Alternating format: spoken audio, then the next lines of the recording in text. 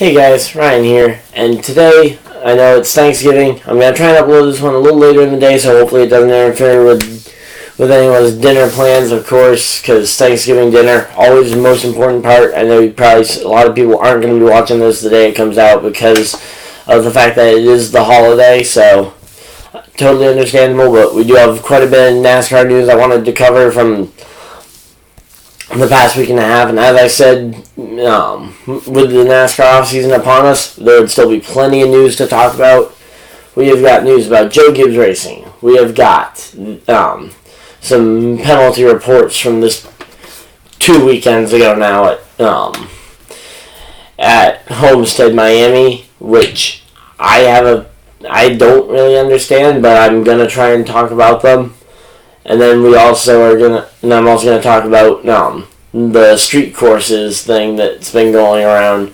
But let's start off with the Joe Gibbs Racing part.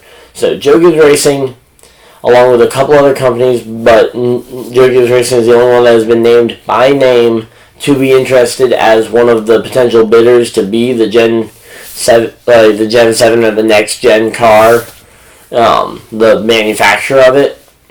Now, I believe it was Steve Phelps on Twitter has already said that if Joe Gibbs Racing, the Joe Gibbs brand, was the one to win and get this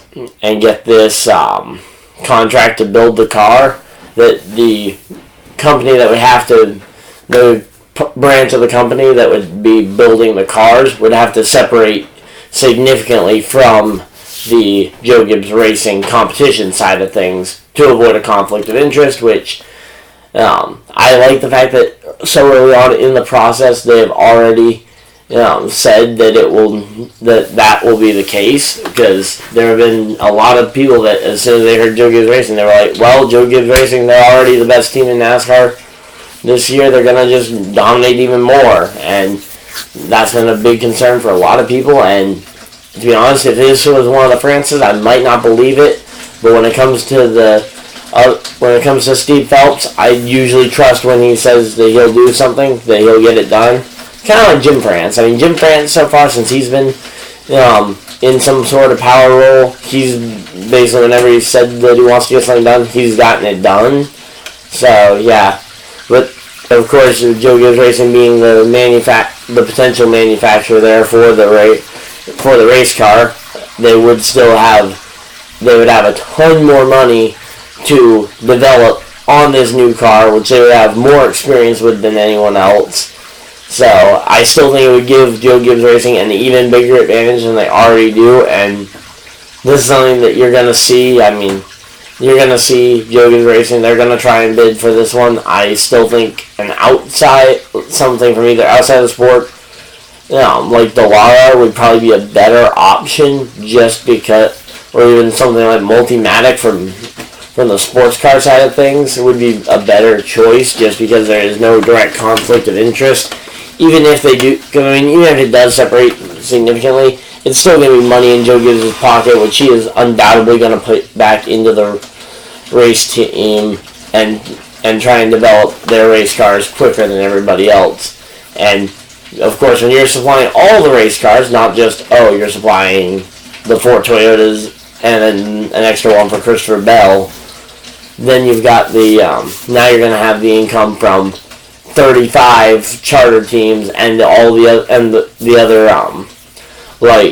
other one-off teams kind of coming to you specifically for their chassis, and they're paying you a ton of money.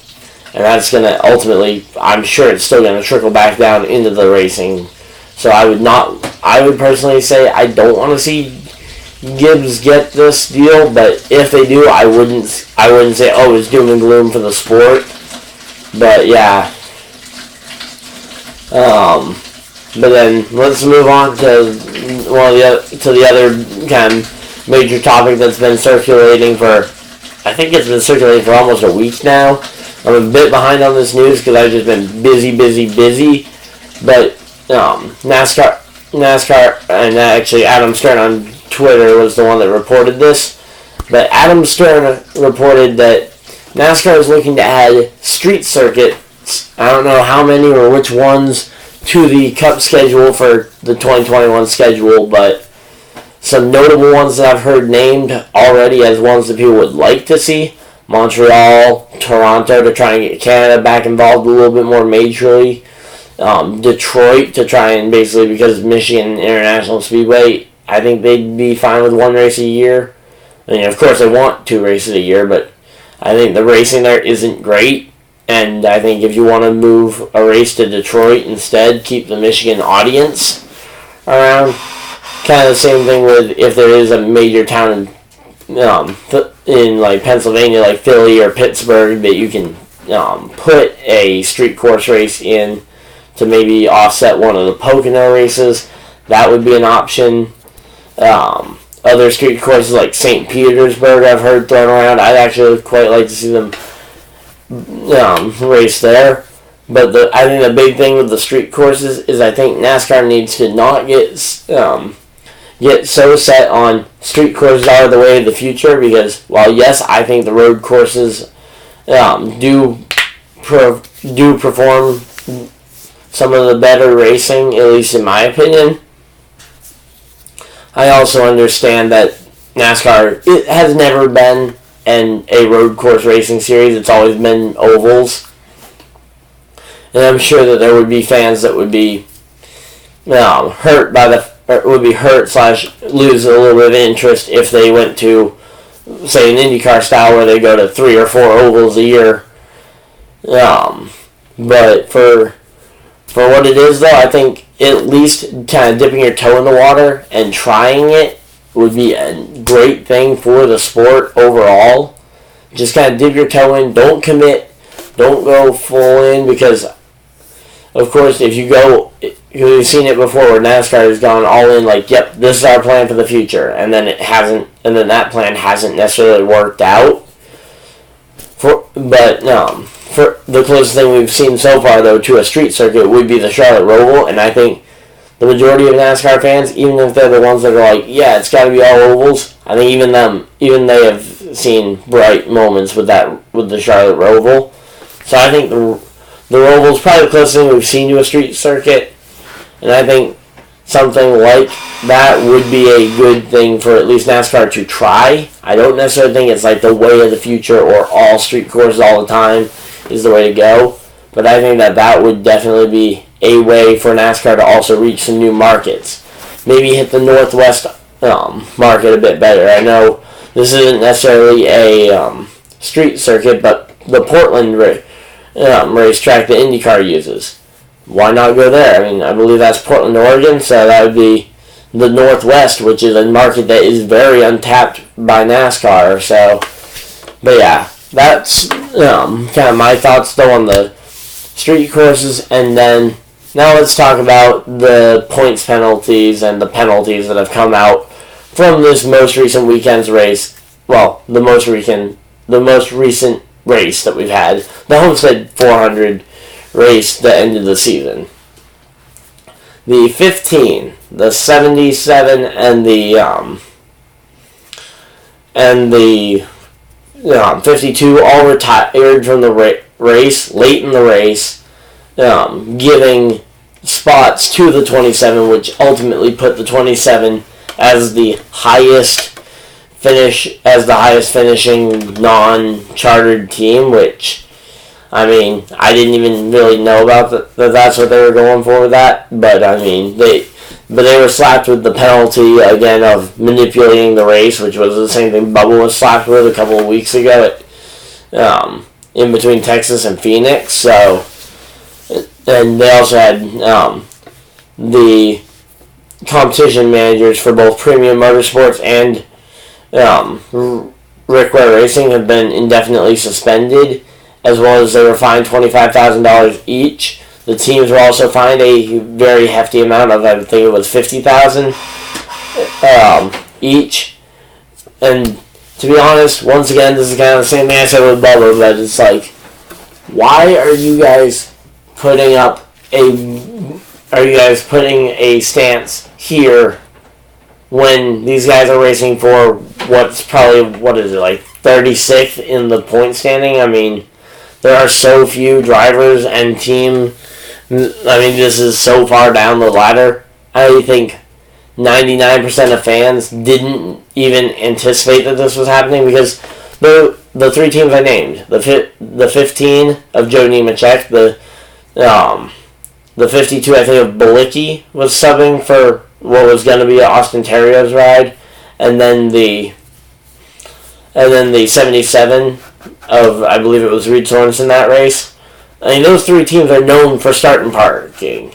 So, I mean, them parking it, I wouldn't necessarily say, like, sure, it did benefit the 27, but besides the 15, I don't see any benefit to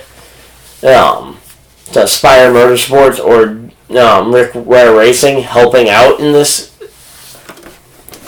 endeavor. I mean, the only thing I could potentially see is if they're trying to build up a partnership between, say, Premium Motorsports and Rick Ware and Spire Motorsports to try and basically align to work together at the Daytona 500 or something in February. I mean, that's the only thing I can really see because, I mean, there's no real motivation to do this. I mean, like, unless Premium Motorsports was paying them a little extra or was paying them to do it, but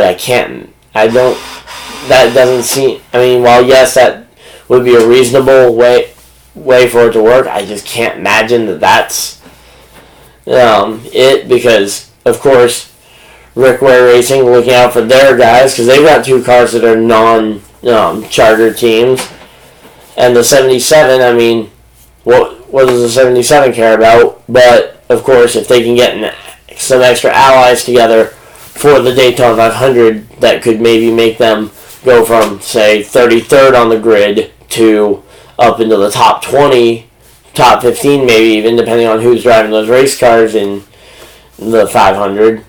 I think that's if there is a reason behind this, and that this is actually a real, like, that they're actually cooperating this, because I haven't really seen much from the teams that have said, like, oh yeah, we were cooperating this, or this was intentional, unlike what happened with Bubba. But I think if it was intentional, I think that would have been the plan, would have been that they were working on trying to basically show up, like, hey, Premium, we'll help you out here to get your guy ahead of Parker Kligerman and the 96 team, who have now been gifted the highest non-chartered team of the season.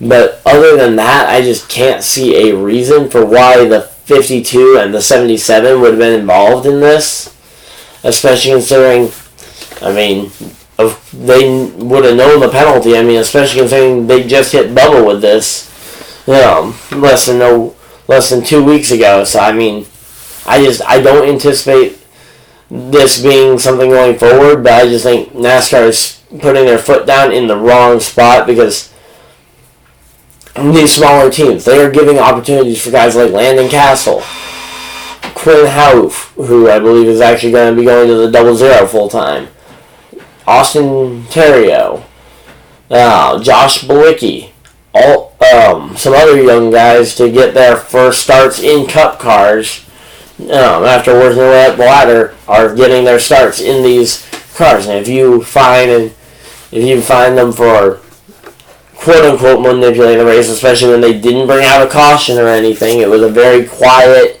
thing.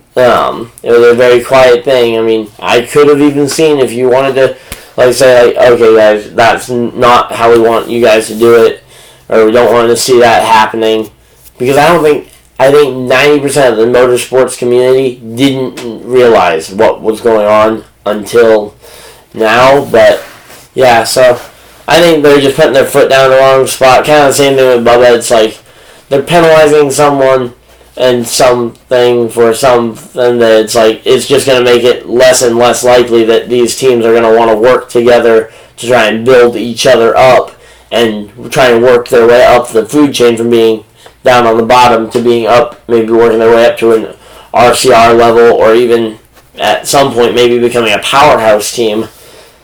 Because, I mean, who knows what these small teams, I mean, is fairly new. Spire Motorsports is fairly new. I know they aren't necessarily planning to be like they aren't necessarily planning on trying to expand, but Rick Ware Racing seems pretty interested in at least running cars. I don't know how competitive they're hoping to eventually become.